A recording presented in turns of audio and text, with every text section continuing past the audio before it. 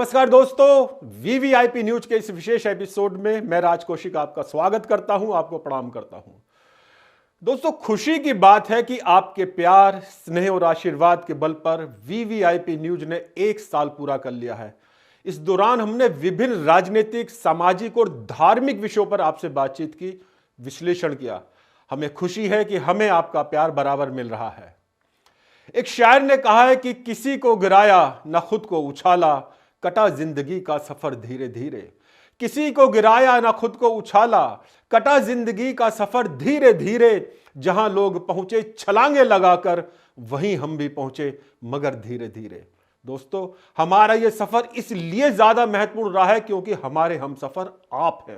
VVIP news की सफलता का पहला वर्ष पूरा होने के शुभ अवसर पर चैनल की तरफ से मैं राज कौशिक आपको बधाई देता हूं और आपका आभार व्यक्त करता हूं। मुझे भरोसा है कि भविष्य में भी आपका प्यार, आपका स्नेह, आपका आशीर्वाद इसी तरह हम लोगों को मिलता रहेगा। स्पेशल एपिसोड में हम लोग चर्चा करेंगे पिछले 1 साल के दौरान किए गए अपने कार्यों की, उन एपिसोड की जिन्हें आपका प्यार कुछ ज्यादा ही मिला। इस 1 साल के सफर में हम 45 एपिसोड के माध्यम से आपके साथ रूबरू हुए। इस दौरान जो एपिसोड सबसे ज्यादा पसंद किया गया वो था भारत नेपाल के संबंधों को लेकर, नेपाल पर देखने को मिल रहे चीन के असर पर, नेपाल में चल रही कुछ अवैध गतिविधियों पर और खास तौर पर अपना घर बार छोड़कर भारत में रह रहे लगभग 60 लाख नेपाली बहादुरों पर। जनवरी 2023 में प्रसारित अपने इस 9वें एपिसोड को शीर्षक भी हमने यही दिया था कि वास्तव में बहादुर है ये नेपाली बहादुर। हमें खुशी है कि इस एपिसोड को बहुत ज्यादा पसंद किया गया, न सिर्फ भारत में बल्कि नेपाल में और दुनिया के तमाम देशों में रह रहे नेपाली भाई बहनों ने इस एपिसोड को खूब देखा और अपने कमेंट्स भी लिखे। दोस्तों, आगे बढ़ने से पहले मैं सर्वाधिक पसंद किए गए इस एपिसोड का एक अंश आपको दिखाना चाहता हूं, जिसमें हमने बताया था कि किस तरह से नेपाल में किसी शॉर्टकट को अपनाए बिना ये वास्तविक बहादुर अपना देश, अपना समाज, अपना घर छोड़कर भारत में बिना किसी पंजीकरण के रह रहे हैं और नेपाल में मिलने वाले 15 लाख रुपए तक के इंश्योरेंस से भी किस तरह से ये लोग वंचित हैं। देखें उस एपिसोड का एक अंश। नेपाली सरकार अपने कामगारों को विदेशी रोजगार परमिट भी जारी करती है, जिसके जरिए कोई कामगार 15 लाख नेपाली रुपए तक का बीमा करवा सकता है।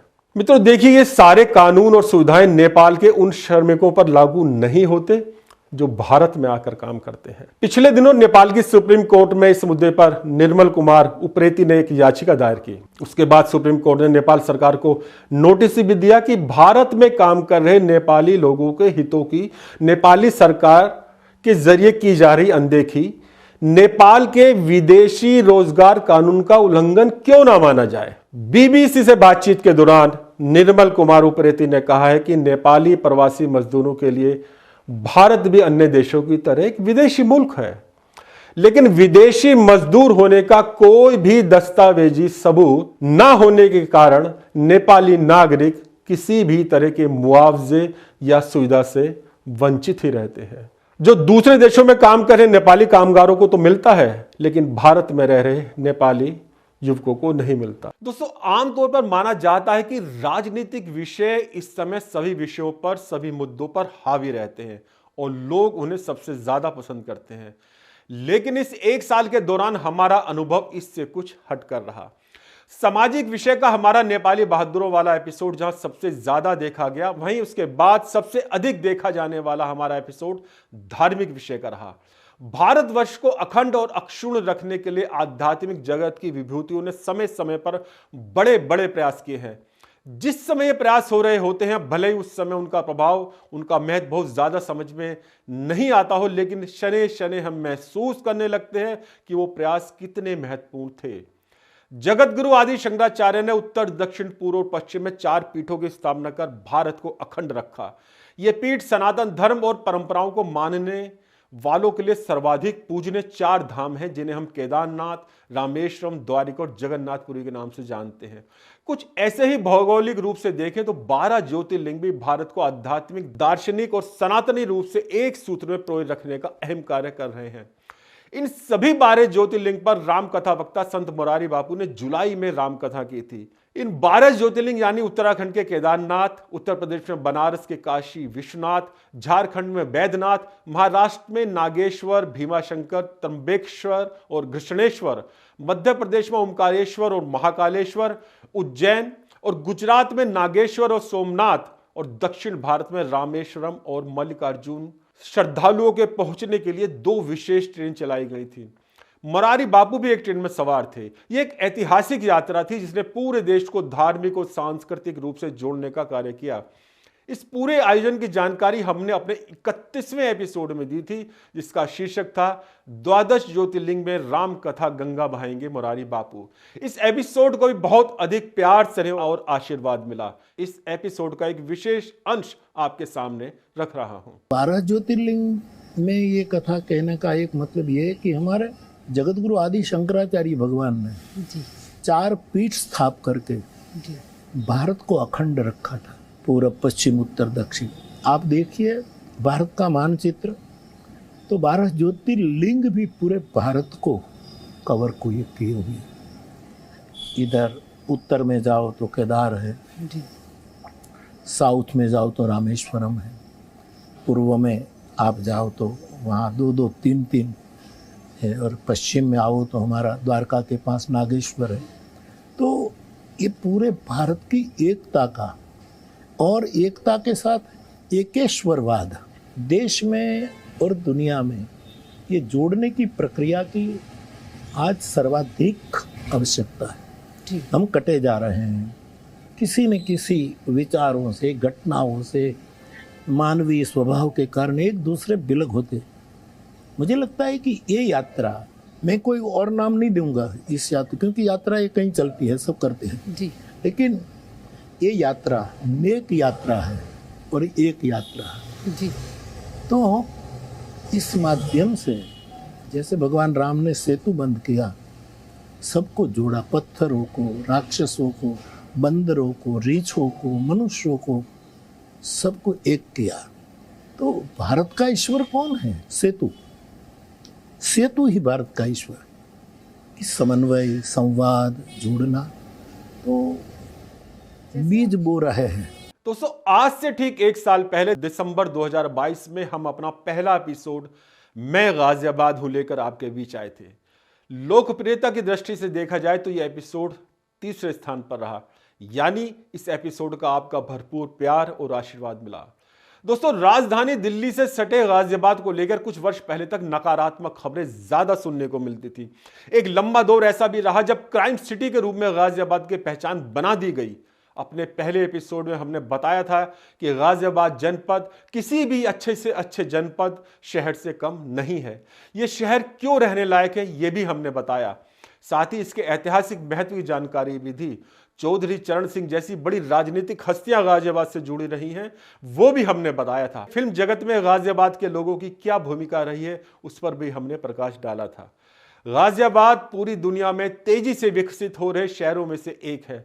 वास्तव में यह शहर रहने लायक है। यही कारण है कि यहां आने वाले अधिकांश आईएएस और आईपीएस अधिकारी रिटायरमेंट के बाद रहने के लिए गाजियाबाद को ही चुनते हैं। आइए देखते हैं उस एपिसोड का एक अंश। कभी गाजियाबाद का हिस्सा रहे बिसरक के बारे में कहा जाता है कि वो रावण के पिता विश्वा की नगरी था। विश्वा का जन्म यहीं हुआ है, ऐसी मान्यता है। इसी कारण बिसरक में आज भी रावण दहन नहीं किया जाता। ऐसी मान्यता भी है दोस्तों कि विश्वा ने गाजियाबाद के दुधेश्वर नाथ मंदिर में पूजा की थी।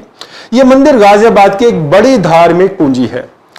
पुराणों में जिस हरनंदी नदी का जिक्र है वो हिंडन नदी के रूप में अब भी गाजियाबाद जनपद में बह रही है।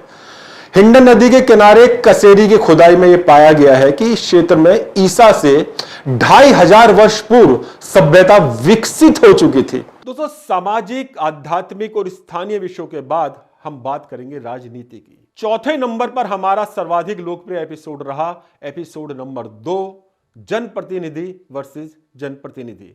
इस एपिसोड में हमने गाजियाबाद के सांसद और मोदी मंत्रिमंडल के सदस्य जनरल वीके सिंह के साथ स्थानीय विधायकों के रिश्तों में आ रही खटास पर खुलकर चर्चा की थी।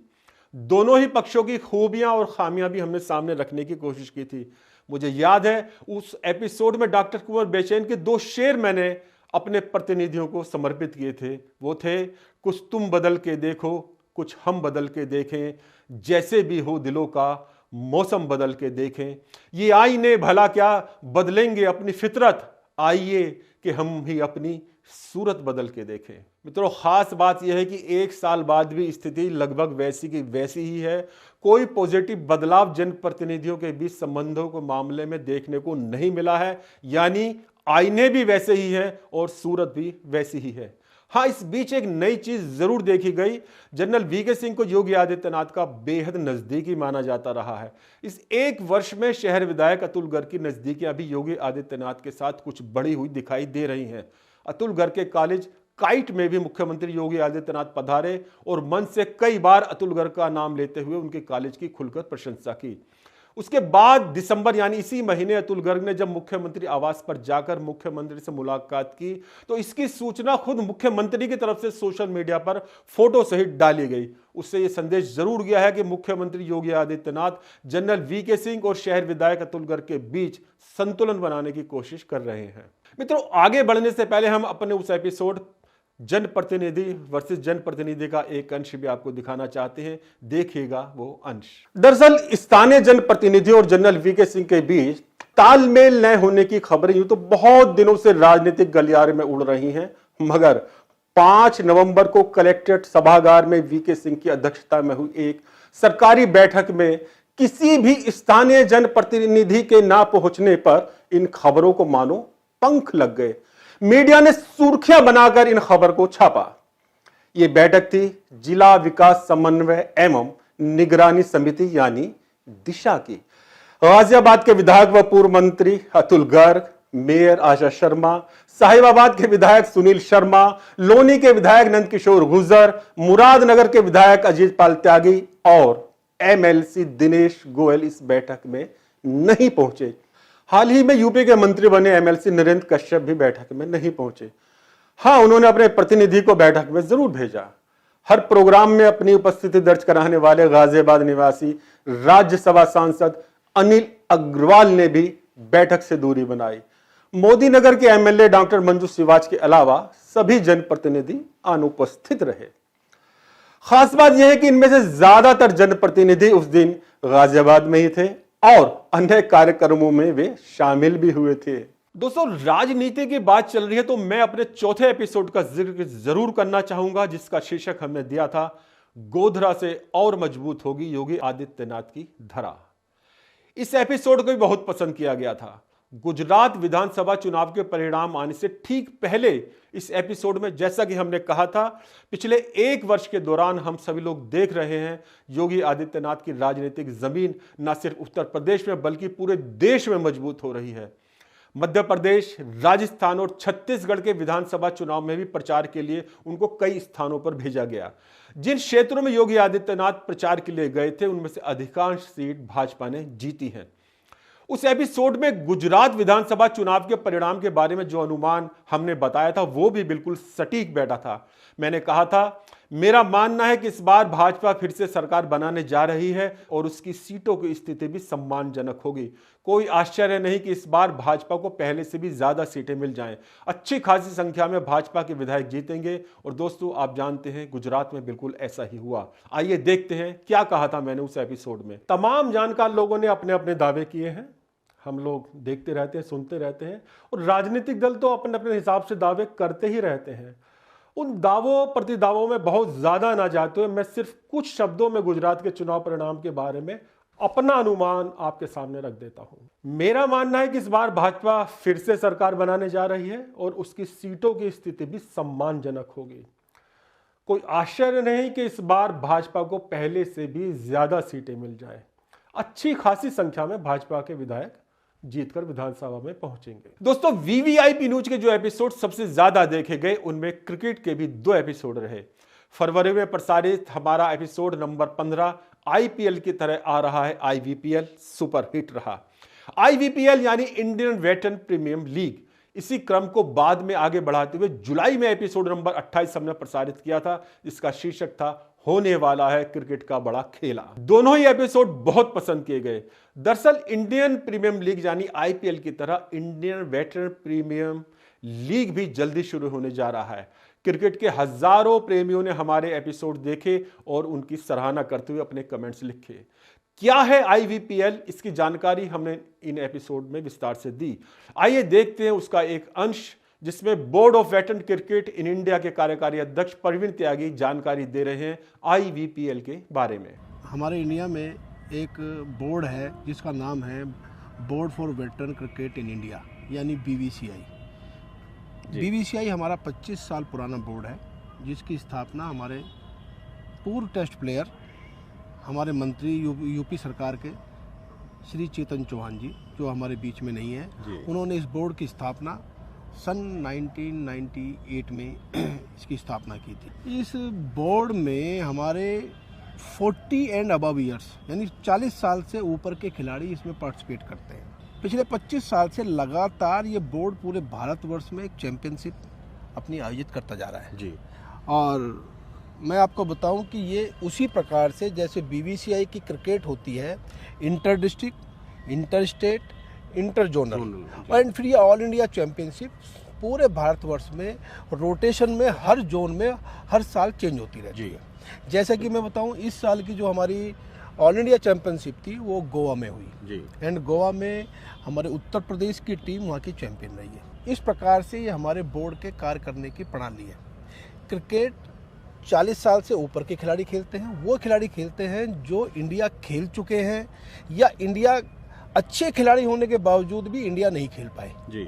उनको खेलने का मौका देने के लिए ये प्लेटफॉर्म हमारे श्री चेतन चौहान जी ने तैयार किया था। ये पूरा इंफ्रास्ट्रक्चर हमारे ऑल ओवर इंडिया बना हुआ है, यानी 5 जोन में पूरे इंडिया को हम बांटते हैं, north zone, east zone, west zone, south zone and central zone. तो 5 जोन में पूरा इंफ्रास्ट्रक्चर है। हमारे हर जोन का एक वाइस प्रेसिडेंट है। Very good. हर जोन में 5 या 6 स्टेट आते हैं, उनके इंटर स्टेट मैचेज होते हैं एंड देन फिर जो है हर जोन से एक टीम आती है एंड फिर ऑल इंडिया होता है। तो ये हमारा स्ट्रक्चर पिछले 25 साल से चल रहा है। और इस बार क्योंकि 25 साल पूरे हो रहे हैं जी, 25 साल पूरे हो रहे हैं, तो हम सिल्वर जुबली इसको मनाने जा। मित्रों, क्रिकेट की बात चल रही है तो बता दूं कि इसी विषय से जुड़ा हमारा एपिसोड नंबर 36 भी बहुत ज्यादा पसंद किया गया। सितंबर में प्रसारित इस एपिसोड का शीर्षक था, कहां गया गाजियाबाद का अंतरराष्ट्रीय क्रिकेट स्टेडियम। दरअसल गांव मोर्टी के किसानों ने सितंबर में धरना शुरू किया था। वो मांग कर रहे थे कि जो जमीन उनसे क्रिकेट स्टेडियम बनाने के नाम पर 9 साल पहले ली गई थी, उस जमीन पर स्टेडियम बना दिया जाए। किसानों को बताया गया था कि 2021 तक स्टेडियम बनकर तैयार हो जाएगा, लेकिन कोई प्रगति दिखाई ना देने पर उन्होंने धरना शुरू कर दिया था। हमने इस मुद्दे पर एपिसोड तैयार कर प्रसारित किया था और किसानों की मांग को प्रमुखता से उठाया था। उसके बाद शासन प्रशासन, जीडीए और Uttar Pradesh cricket control board के अधिकारियों पदाधिकारियों ने किसानों को आश्वासन देकर धरना समाप्त कराया। देखिए उस एपिसोड का एक अंश। कुल मिलाकर इस मामले में गांव मोर्टी के किसान निराशा और उदासी में हैं। गाजियाबाद और आसपास के क्षेत्र में क्रिकेट को बढ़ावा देने में महत्वपूर्ण भूमिका निभाने वाले प्रवीण त्यागी और रविंद्र त्यागी जैसे क्रिकेट प्रेमी कोऑर्डिनेटर राकेश मिश्रा को जिम्मेदार मान रहे हैं। राकेश मिश्रा जीडीए की उदासीनता को कारण बता रहे हैं। कुल मिलाकर आरोप प्रत्यारोप का दौर चल रहा है, लेकिन इस निराशा, उदासी, गुस्से और उत्तेजना के वातावरण में भी एक सकारात्मक बात देखने को मिल रही है। मैं महसूस कर रहा हूं कि यह बात पॉजिटिव भी है और उम्मीदों से भरी हुई भी है। वो बात यह है कि सभी पक्षों का मानना है, अगर उत्तर प्रदेश सरकार और उसके प्रतिनिधि के रूप में गाजियाबाद में तैनात जिलाधिकारी एवं जीडीए उपाध्यक्ष राकेश कुमार सिंह पहल करें तो इस मामले का निस्तारण हो सकता है। सभी पक्षों को राकेश कुमार सिंह पर भरोसा है। दोस्तों, इनके अलावा भी हमारे कई एपिसोड बहुत ज्यादा पसंद किए गए, देखे गए, सराहे गए। इनमें प्रमुख हैं एपिसोड नंबर 20, मोदी सरकार क्यों खोज रही है औरंगजेब के भाई की कब्र। एपिसोड नंबर 15, राहुल गांधी हारे, प्रियंका जीती। एपिसोड नंबर 11, एनसीआर का कराएगी बेल, rapid rail. Episode number 17, Mulayam Singh Yadav को क्यों मिला पद्म विभूषण। और एपिसोड नंबर 21, क्या फिर से चोर को दबोच पाएंगी mayor Sunita Dayal. Episode number 17, Mulayam Singh Yadav को क्यों मिला पद्म विभूषण में हमने कहा था कि मुलायम के मजबूत वोट बैंक रहे यादव मतदाताओं को रिझाने की कोशिश भाजपा कर रही है। दोस्तों, मध्य प्रदेश में जिस तरह से मोहन यादव को मुख्यमंत्री बनाया गया, उससे यह बात साबित हो गई है कि यादव मतदाताओं में अपनी पकड़ मजबूत बनाने के लिए भाजपा किस हद तक कमर कस चुकी है। एपिसोड नंबर 21, क्या फिर से चोरों को दबोच पाएंगी सुनीता दयाल में हमने वर्षों पुरानी घटना का जिक्र किया था, जब सुनीता दयाल ने अपने घर में घुसे एक चोर को दबोचा था। इस एपिसोड में हमने उस घटना का जिक्र करते हुए कहा था कि नगर निगम में भ्रष्टाचार कर रहे, सिस्टम को खराब कर रहे चोरों को पकड़ पाना सुनीता दयाल के लिए बड़ी चुनौती होगा। सुनीता दयाल मेयर बन चुकी हैं। शहर की जनता को उनसे अपेक्षा है कि नगर निगम की व्यवस्था में वो सुधार लाएंगे। फिलहाल जिस तरह गाजियाबाद में कुछ स्थानों पर सड़कों के निर्माण में घटिया क्वालिटी देखने को मिल रही है, उसे देखते हुए कहा जा सकता है कि मेयर सुनीता दयाल के सामने बहुत बड़ी चुनौती अभी बाकी है। दोस्तों, इस एपिसोड को विराम देते हैं। एक बार फिर से आपका शुक्रिया अदा करता हूं कि आपने 1 साल के दौरान बहुत प्यार, स्नेह और आशीर्वाद वीवीआईपी न्यूज को दिया। मुझे भरोसा है आगे भी आपका सहयोग इसी तरह मिलता रहेगा। आपकी अपेक्षा पर खरा उतरने का प्रयास हम भी ईमानदारी के साथ करते रहेंगे। ये एपिसोड आपको कैसा लगा कमेंट जरूर लिखिए और हां, सब्सक्राइब करना बिल्कुल ना भूलिएगा। VVIP news. नमस्कार।